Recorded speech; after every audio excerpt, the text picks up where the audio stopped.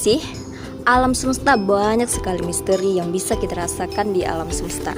Contohnya, gelombang suatu cahaya. Setiap cahaya warna memiliki panjang gelombang yang berbeda, mulai dari gelombang radio, gelombang mikro, gelombang inframerah, gelombang visible, gelombang ultraviolet, gelombang sinar X, dan juga gelombang sinar gamma.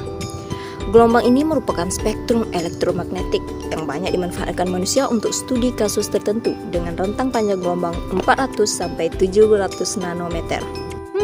Bagaimana dengan yang lain ya?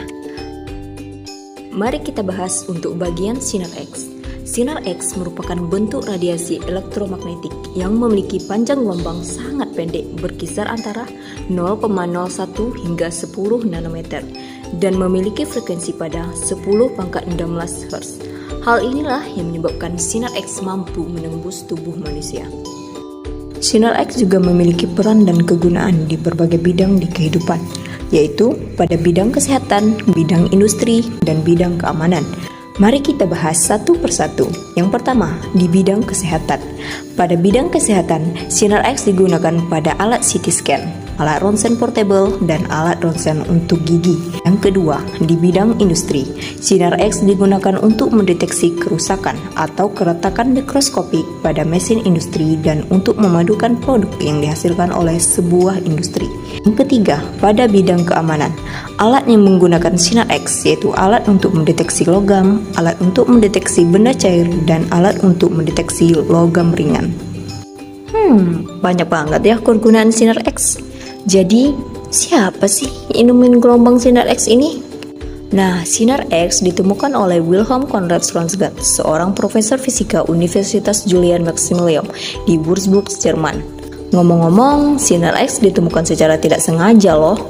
Gimana ceritanya ya? Pada suatu malam, tanggal 8 November 1895, Röntgen tengah melakukan percobaan sinar katoda untuk menguji fenomena cahaya yang ditemukan pada percobaan sebelumnya. Röntgen sebelumnya memasang sebuah layar yang telah dicat dengan barium platino cyanide dan tabung Crookes. Saat ingin mematikan lampu, tiba-tiba ia melihat adanya cahaya hijau pada jarak sekitar 1 meter. Menurut perkiraan sebelumnya, sinar katoda seharusnya tidak dapat mencapai layar, tetapi nyatanya bisa. Bahkan ketika Röntgen menempatkan kertas karbon atau sepotong kayu di antara tabung Crookes dan layar, sinar tetap bisa mencapai layar. Ia pun mendekat dan secara tak sengaja, tangannya tersorot sinar tersebut dan ia terkejut melihat terdapat bayangan tangan dan tulangnya pada layar. Dia telah menemukan bentuk baru radiasi elektromagnetik. Tetapi karena tidak tahu sinar jenis apa itu, Röntgen hanya menyebutnya X. Nah, sekarang kita bahas tentang difraksi sinar X. Apa sih itu difraksi sinar X? Pada tahun 1912, fenomena difraksi sinar X oleh kristal ditemukan oleh Max von Leeuwen, kemudian dapat dipastikan bahwa sinar X adalah gelombang elektromagnetik. Dalam percobaan difraksi sinar X, sampel ditempatkan di tengah instrumen dan disinari dengan berkas sinar X. Tabung sinar X dan detektor bergerak dalam gerakan yang tersinkronisasi.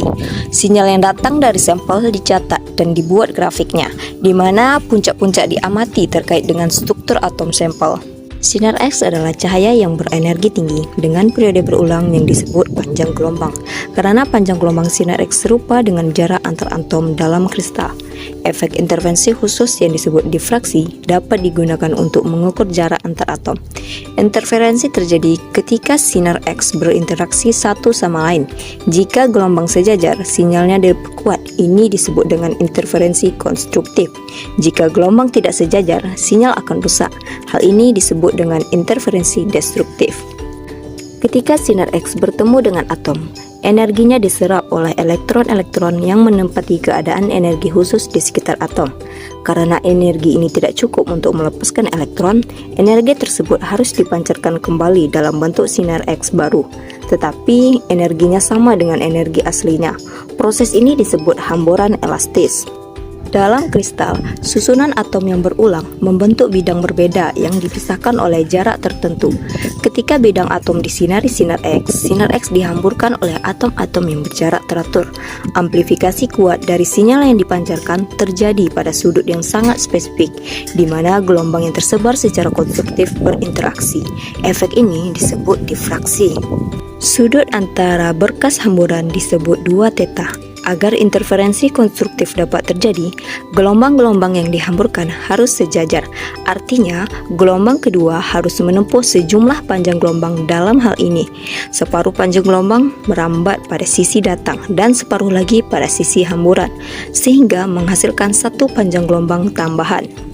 Dalam kasus sinar X berikutnya, satu panjang gelombang telah merambat pada sisi datang dan sisi hamburan sehingga menghasilkan 2 panjang gelombang.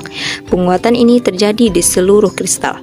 Sudut pasti terjadinya difraksi akan ditentukan dari segitiga merah. Sudut puncak adalah theta, setengah sudut antara berkas datang dan berkas tersebar. Sisi panjang adalah jarak antara bidang atom dan sisi pendek yang kita tahu adalah setengah panjang gelombang.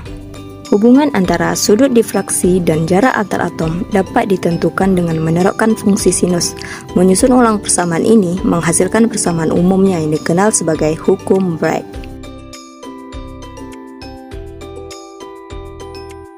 Jadi, kesimpulan dari keseluruhan isi ini yaitu sinar X ditemukan oleh Wilhelm Conrad Röntgen pada tahun 1895.